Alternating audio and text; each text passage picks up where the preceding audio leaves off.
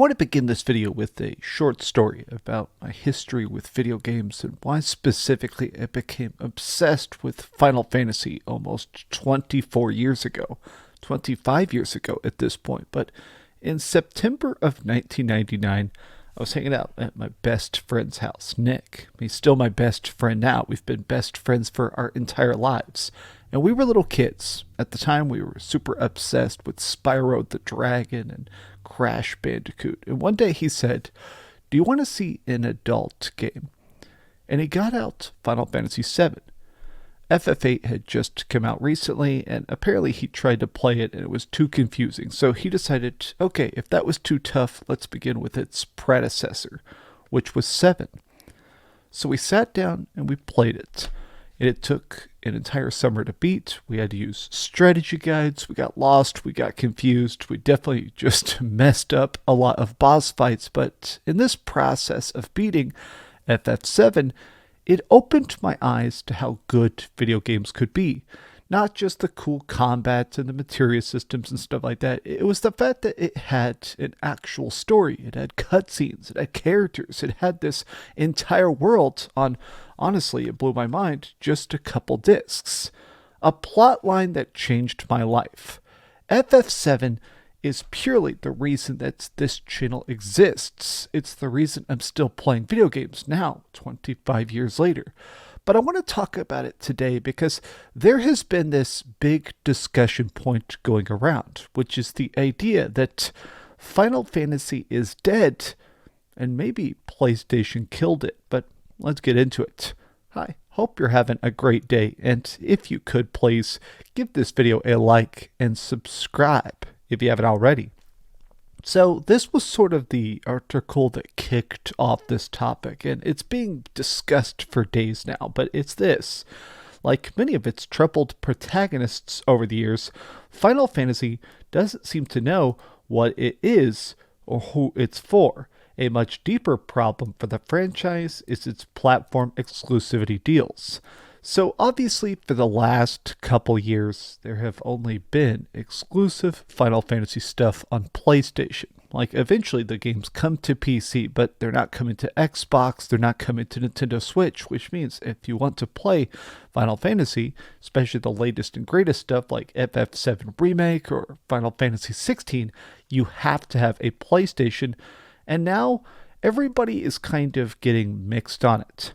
Now I want to make it clear, I still love Final Fantasy. My favorite things of all time are Final Fantasy and Resident Evil. But whereas Resident Evil has found its new place, the fact that Capcom continues to be bigger and more profitable, it does seem like Square Enix has managed to kind of spoil the fun of Final Fantasy. That a lot of the fans, a lot of the diehards have kind of fallen off, even if, in my opinion, the game's quality is still good, like this. However, I believe that FF7 is a good template for this solution.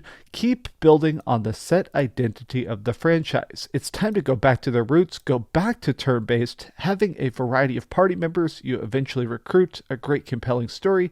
Final Fantasy X and Final Fantasy VII had amazing stories that made me feel. I like it because a lot of these people, there is a lot of discussion about quality more than anything else. It is weird to consider the fact that even Square Enix admits that FF7 and FF16 are kind of financial failures. And I think part of the reason I'm so energized to talk about this is because not only have I beaten every single Final Fantasy game, I've platinumed a lot of the Final Fantasy games and stuff like that, but also it's just the fact that as you track the industry, it feels like a big problem is development cycles. Everything keeps taking longer and longer to create. So it's not just the fact that you can now get, one giant crazy game every couple of years. I think it is the fact that the hype and the build-up no longer meets expectations. Like this, the hard truth, this is the price of the Final Fantasy brand slumping for 20 years. Now, this feels extremely harsh, but even as a fan, even as a dedicated, obsessed Final Fantasy aficionado, the brand is definitely slumping. Resident Evil had some bad years, but it earned the trust back. Souls games were niche, but gained brand based on quality. The result is Elden Ring. Final Fantasy needs to keep making Game of the Year level bangers to climb back on top. Now, I think part of the reason this is just so crazy is that these are not bad games. I don't think anybody who's played 16 could say that it's a bad game. Like, you can possibly say it's not for you or not your style, but I think a lot of people are saying that it is weird to see that the game, even if it was good, it wasn't good enough. Like, I think a lot of people that are against FF16, I think the most vocal haters of it are not anti-Sony people. It's not Xbox guys saying it sucks because it's a PlayStation exclusive. I think it's interesting that what is actually killing PlayStation, or what's actually killing Final Fantasy, is the fans of Final Fantasy. This is Nice Guy Prince. He's predominantly a Final Fantasy YouTuber and does like live streams and stuff. Very, very good guy who does all sorts of cool deep dives on the series. And he's also really been chiming in on this over the course of the last couple days. He's done a lot of big tweet threads, but this is one that really jumped out at me. You can't force people to like things. You can't scream at people and say they aren't real FF fans if they're not moving on or not interested. The burden falls on the company to make great FF games that people will be interested in. You cannot the fan cannot belittle them into it. Now, I think this is actually a great sentiment that we don't really highlight enough, which is that it is wild to consider the fact that the industry is blowing up in that there are more games than ever. There's more stuff to play than ever. There's stuff that is cheap indies or really big, expensive AAA games. You can pay $200 for a collector's edition of not so Final Fantasy stuff, but you can also buy a retro remake like the Pixel remasters and stuff like that. The range of Final Fantasy, like even just within this singular series, there is still a buffet of Final Fantasy to enjoy. And so I think a lot of people who are clinging to the past, which is totally fine in my opinion, it's difficult to drag them into the future. It's difficult to say, hey, here's Final Fantasy 16. It's got the combat director of Devil May Cry. It's got this really cool freaking thing, even though you can only play one character. You can't just say, play this game or you suck. If you don't play this game, you're not really into Final Fantasy. I think it's interesting that even the most beloved freaking Square Enix people, the people that grew up really into Kingdom Hearts and freaking Chrono Trigger and Parasite Eve, like the heyday of Final Fantasy may be past, but I still think they're still trying to adapt to do new stuff. A lot of the hatred for FF16, and even a lot of the hatred that's for FF7 Rebirth, is from the fans. The people that did buy it are the most vocally against this current trend, and I have to admit that it's strange that this is happening. I want to go back to this. You can see these people tricked themselves into thinking that all the Final Fantasy games were like SNES and PS1 games. If that's what people liked, it's not good, and they don't like it anymore, they can't move on. The new audience isn't big enough to account for that, then the new ideas didn't work. This is the wildest part.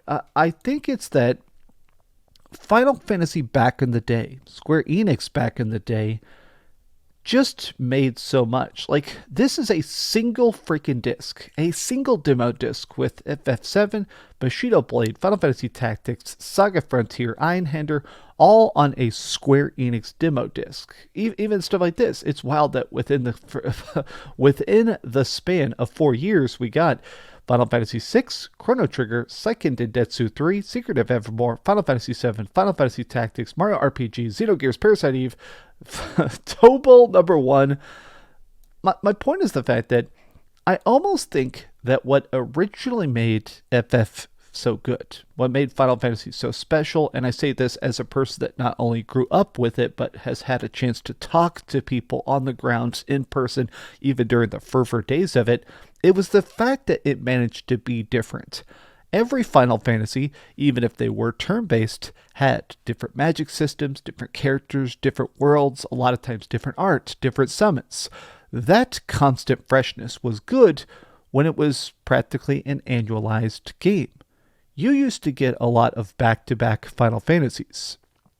And I don't think that's something people could really grasp today, where because you would get a Final Fantasy game every year or every other year or sometimes every 3 years, there was always this sense that when you were playing the game and you were beating it, you were already beginning to hear rumblings about the next game.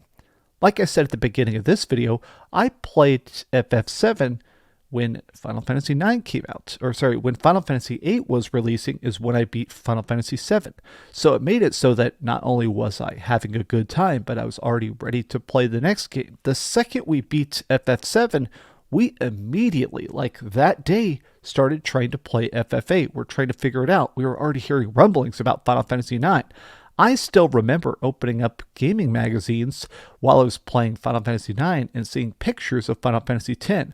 It made it so that even if you didn't like particular systems like the materia, or you thought certain characters were annoying, like, oh, here's Yuffie screaming about stealing stuff again, you still had this excitement, this hype, this interest into that next world.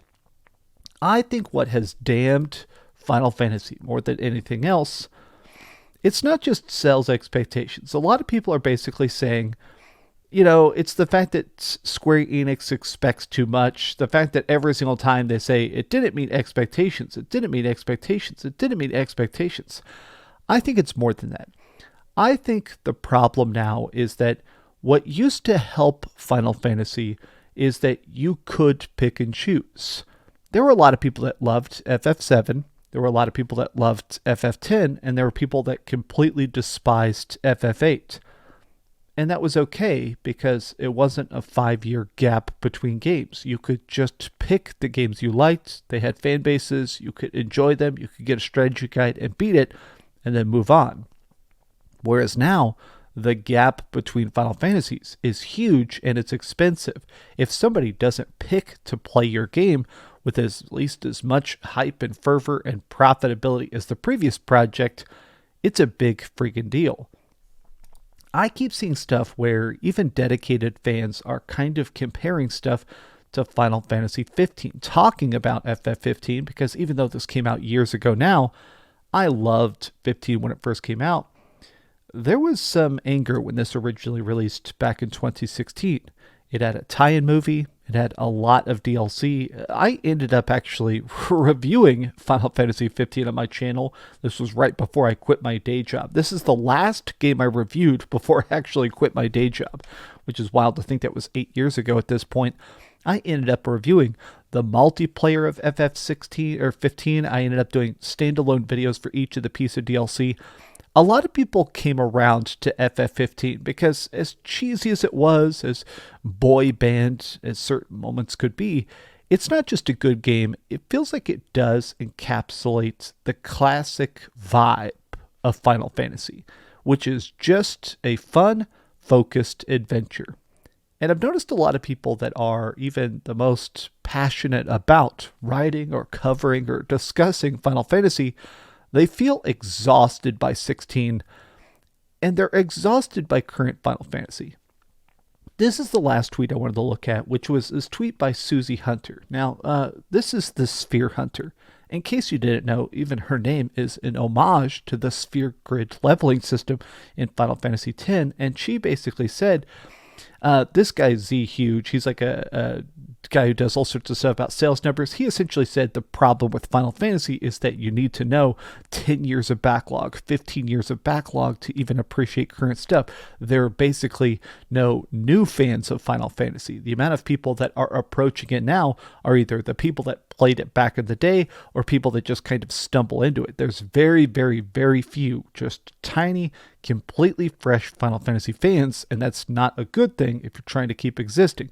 People can pick up any Resident Evil and instantly play it, instantly love it, instantly understand it, whereas Final Fantasy definitely has a bit of a learning curve. But she said this, I've had this unconscious outlook on the series until recently.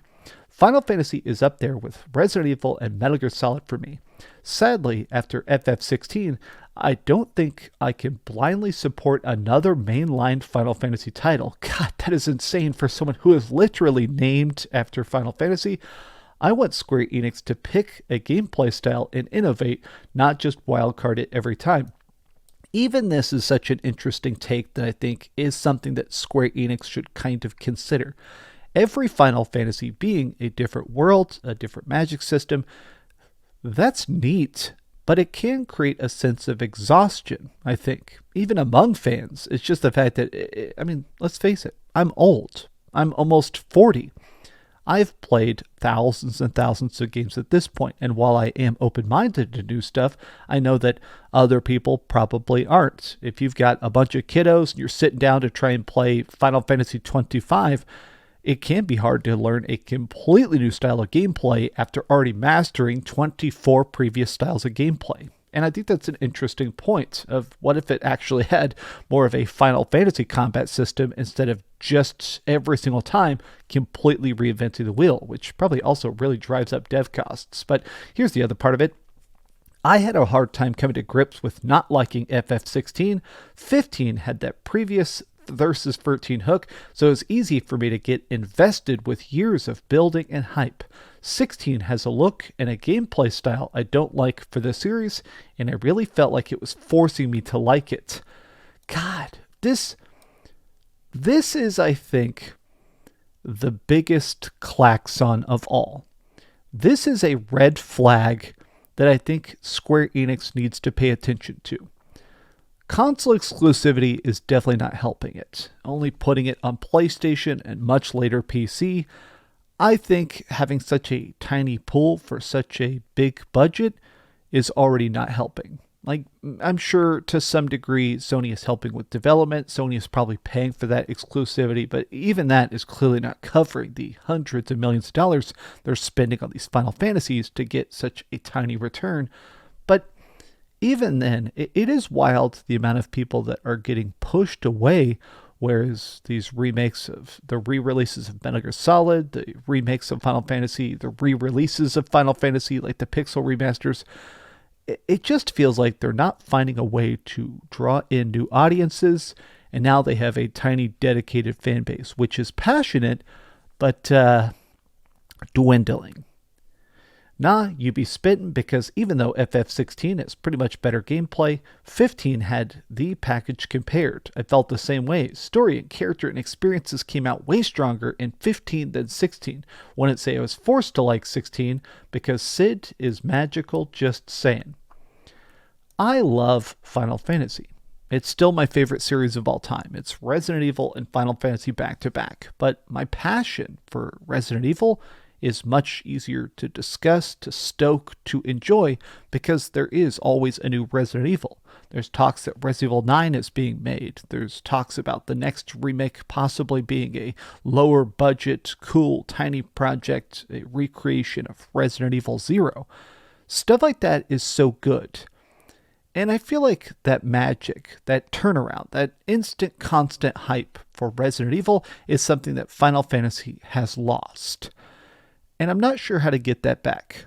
Sony marketing deals, putting it in a state of play, constantly doing like showcases and stuff dedicated to it. I think Final Fantasy does need to branch out. And I do think the exclusivity at this point, I wonder if it's selling enough consoles for Sony to be happy, and if it's selling enough copies for, well, Final Fantasy to survive. But these have just been some off-the-cuff thoughts. I hope you guys enjoyed the video. I've actually been wanting to make this for days, but I've been busy with other stuff. So please, if you could, give this video a like and subscribe if you haven't already. And please, keep dreaming. And also, go play Final Fantasy. Come on, the old ones especially are just primo. And they're available everywhere for dirt cheap. Thanks so much for watching that video. If you want to see something else, you can always click this link to see what I put up last, or, subscribe and see what's coming up next. Also, I promise that whatever I do, it'll try not to suck.